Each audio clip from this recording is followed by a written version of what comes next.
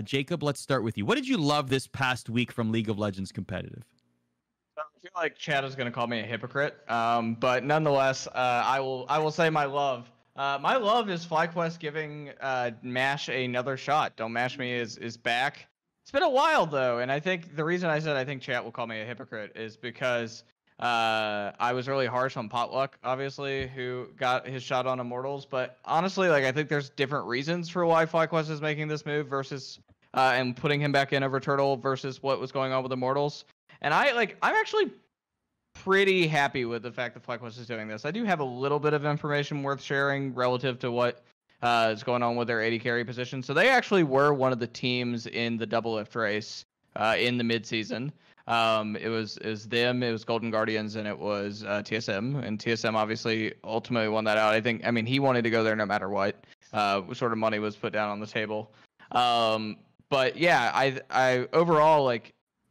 They certainly are looking to sort of change what they're doing in the bot lane, and I think that giving him a shot, giving Mash a shot, and him making good on it, by the way, which is why I loved it, is actually really special because unlike Potluck, in my opinion, all the organizations that Mash has played for, most of them are not good. Like, if I remember the teams right, Team Impulse, Team Coast, right? Like, Team Impulse was banned from the LCS for not paying their players, right? And other mismanagement issues. Team Coast was you can ask anyone who's been around the scene long enough to tell you many stories about Coast. I did my fair share of reporting on them back in the day too. So but by all accounts, FlyQuest is a pretty well-run org. So finally, Mash has some solid support system around him, and he's getting a shot, which I'm all for that. So that's Jacob's love. Emily, what did you love this past week? Volibear. We saw Volibear top. I was really excited to see it. I wanted to see how teams used it. I don't think teams have quite figured out how they want to use Volibear. Obviously, Volibear is a really strong laner, so that's something that you have to take into consideration. And then it's just about how to fit him in team fights, because some of his flanking and entry points and what he can contribute to a team fight is a lot different. Just last night I saw, who JDG have been struggling a bit, but Zoom played Volibear top, and you could see that he was trying to figure out how to set up team fights for his team. So I don't think even some of the best teams, right, have necessarily figured out how to use Volibear top to the maximum efficiency. But I was super happy to see LCS teams giving it a shot, giving it a try. We saw some interesting Volibear performances. On the whole, I think CLG used it pretty well, actually, which is, we've dunked on CLG a lot, I guess, but the way they used it was pretty good. And then you have that TSM comp, which didn't use it as well. I just think I'm really glad to see that people are trying out the pick, especially when sometimes NA teams can be a bit more resistant to not trying new things. I was happy to specifically see it come out in the LCS, and we'll see how good of a pick it is down the road, but I really like the experimentation with it. At least we'll see it for the foreseeable future. We've been seeing it a lot. So, Tyler, what was your love this past week? Love the LCK opening, LCK, OG and Champions, what have you. Since the beginning of League of Legends, not even League of Legends, since the inception of esports in South Korea, since the days of Brood War, StarCraft Brood War, the golden age of esports artists, StarCraft, a beauty.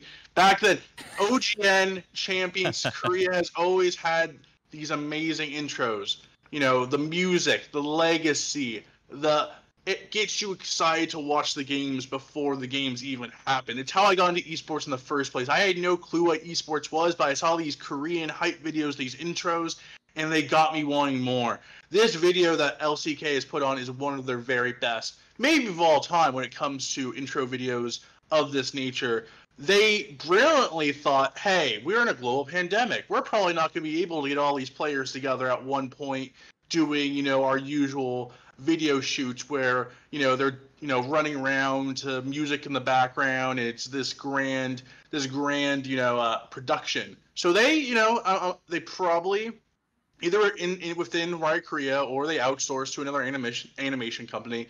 They made this amazing video where you just see the depth of legacy that this league has, and that's where LCK is at its best, when it's highlighting its legacy from Faker on his throne to the challengers in the broken battlefield of LCK trying to do their best to have a chance to fight the king himself. Then at the end with Faker in his Azir helmet as the Sand Shoulders, bust out, going towards, the challengers. It's like, now I want to watch some League of Legends. It gets you excited to watch League of Legends, and it's why when people talk about the LCS production of I preferably double it, specifically double it, like this past weekend, basically said, basically our entire show's a joke. We make fun of everything. We're a clown fiesta. What's the point? When you're made fun of and joked about and seen as this jokey region, and then your own production makes fun of that, it doesn't fill people with excitement to watch your games. Where compared to LCK, it's like you watch this intro and you're like, this is it. Even though LCK and LCS have had exactly the same international results the last 2 years, they are exactly the same. Actually, NA's been to a final more recently internationally than Korea. But when you watch the video and how the production staff uplifts kind of the league's prestige, it kind of shows you why LCK is treated as a real deal. It's treated as something serious, where LCS is treated like a joke. And even though the results are very similar the last 2 years, people still see LCK as this grand, league that's prestigious and great, even when it's not, but it's still seen like that. And it's, one of the reasons because of this intro. It's beautiful, and it really shows the legacy and the prestige of the league.